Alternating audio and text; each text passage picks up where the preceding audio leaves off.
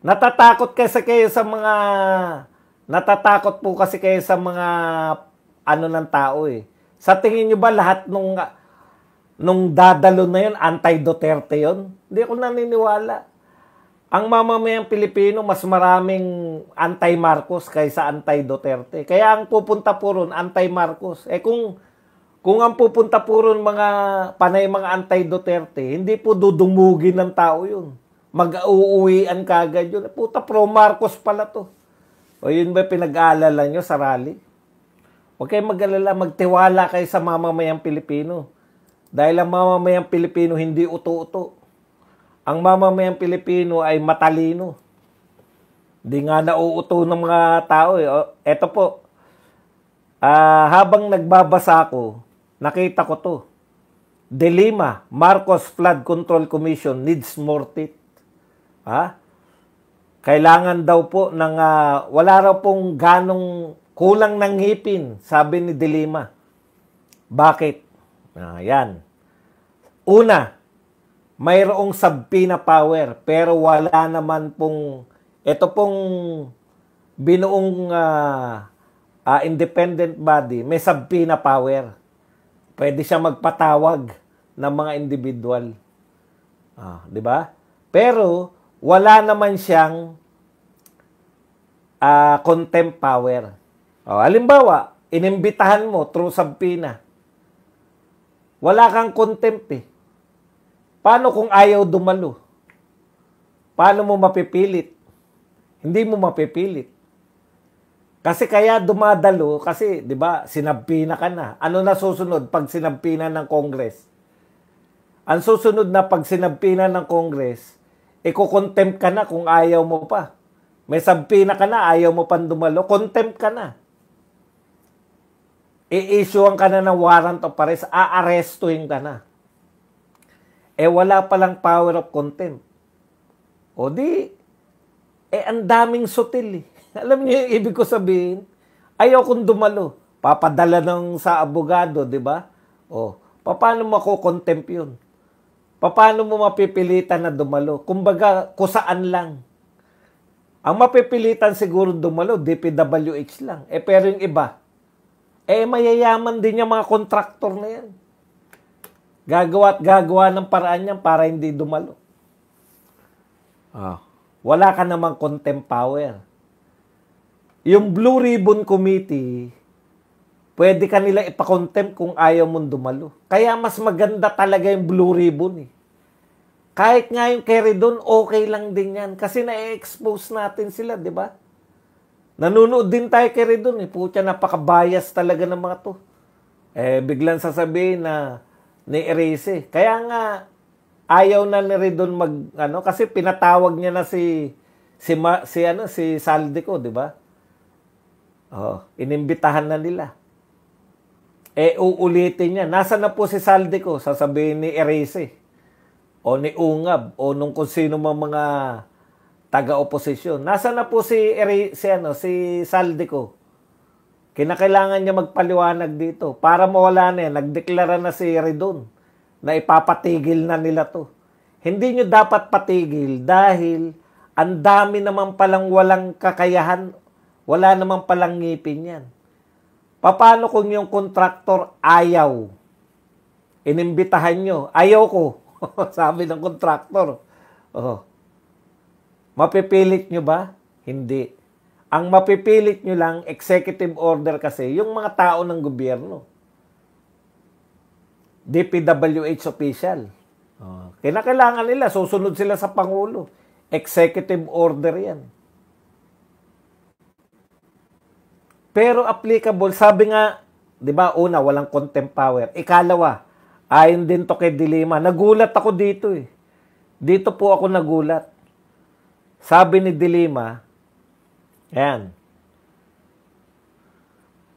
Ang sabi po ni De Lima, eto.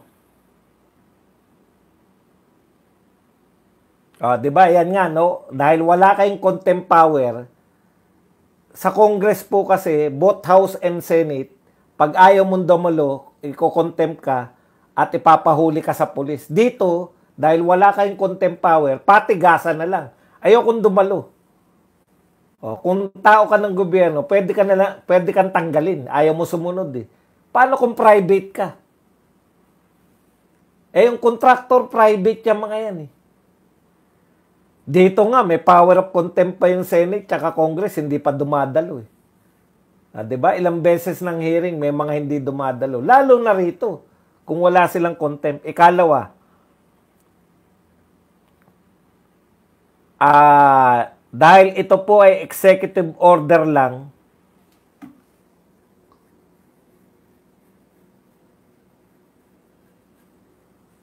wala po siyang jurisdiction. Ito po kapit po kayo Dahil ito'y executive order lang, wala po siyang jurisdiction sa ibang co-equal government. Sa admin lang siya. Ang mapipilit nyo lang mapa-attend, yung mga taga-DPWH, yung mga taga-gobyerno. Pero, sino ba yung tinuturo na mastermind? Si Saldico, ayon kay Magalong. Paano mo papadaluin si Saldico?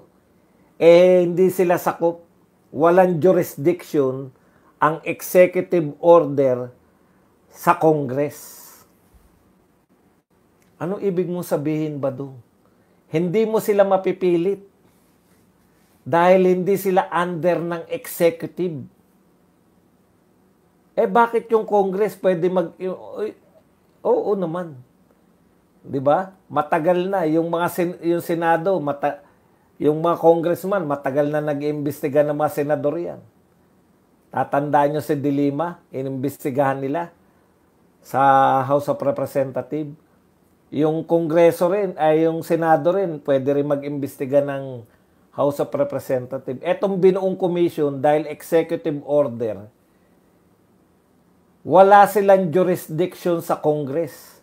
Kaya pwedeng tigasan ng mga congressman na hindi kami under ng executive order na yan dahil ang executive order ay sakop lang executive. Ibig sabihin, yung mga tao lang, mga secretaries, lahat lang ng mga naroon, at saka governor, mayor, lahat lang ng executive. Pero kung ikaw ay kabilang dito sa Congress, wala silang jurisdiction pag executive order. Yan yung pagkakaiba pala ng executive order at saka ng batas. So may problema ron. Kung tigasan, ayokong dumalo. Hindi sila pwedeng pilitin. Dahil wala kayong jurisdiction. So kung tinuturo, halimbawa lang to kung meron na kayong testigo na nagtuturo kay Martin at saka kay Saldico, halimbawa lang po to, na sila yung mastermind, sila yung pinakamalaking kinikita. Pwede sila mag-refuse na umattend. Ganun po, kulang yung ngipin nito. Hindi mo sila pwede. Unlike ng ombudsman, lahat ng tao sa gobyerno, mapa-congressman ka, mapa-senador ka, pwede kang kasuhan sa ombudsman. Pwede kang imbitahin ng ombudsman. Kaya nga dapat nga, minember na lang nila yung ombudsman Di ba? Kaya create ka pa ng ganyan. So, alam nyo na ngayon. Ganun pala. So, pwede palang mag-refuse yung mga congressman na ipatawag dyan. Pwede. Isa-cite lang nila, walang jurisdiction. Tapos, magkasuhan na kayo. Kunwari, inimbitahan nila yung congressman. Imbestigahan nila. Pwedeng magsampa ng kaso yung congressman na hindi kami sakop ng executive order na yan, kaya hindi kami. So, magkakasuhan, dun na tatagal. Kaya tapos na termino ni BBM, wala pa rin maimbestigahan ng mga congressman. Diyan sa independent body. Kaya pala sulong na independent body. Now I know. Ngayon akala ko naman, pag nagbuo ng independent body, pwede ang lahat. Inchuri lang pala yun. Pwede ang lahat kung gusto nila.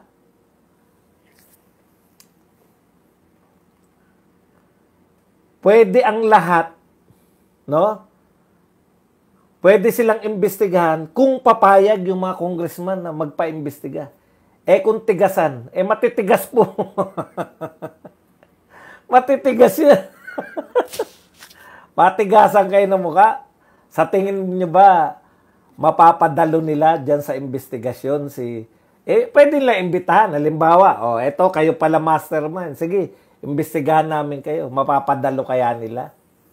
Yung pagpapadalo pa lang, questionin na sila eh. Paano pa pag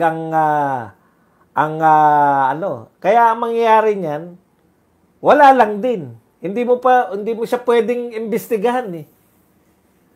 Kakasuhan nyo pa rin siya sa ombudsman.